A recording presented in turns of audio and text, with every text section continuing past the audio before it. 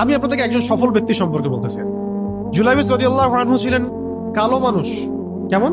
একটু কালো, খুব উচ্চ বংশের না, ঠিক আছে, খুব উচ্চ বংশের না, খুব সুদর্শন না, খুব লম্বা না, খাটো টাইপের মানুষ, একটু বেটে টাইপের মানুষ।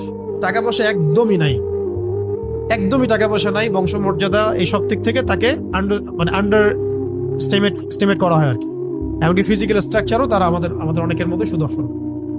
তার অবস্থা কেমন? নবী সাল্লাল্লাহু আলাইহি ওয়াসাল্লামের সাহাবীরা অন্য হাদিস থেকে বলেছেন যে নবী সাল্লাল্লাহু আলাইহি ওয়াসাল্লাম মসজিদে যেতেন, মদিনা মসজিদ নববীতে যেতেন, রাস্তার পাশে তিনি পড়ে থাকতেন।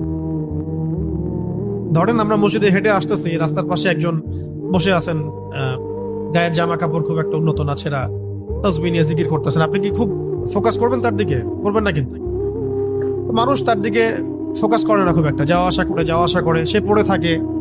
কেউ খাবার দিলে খায় না,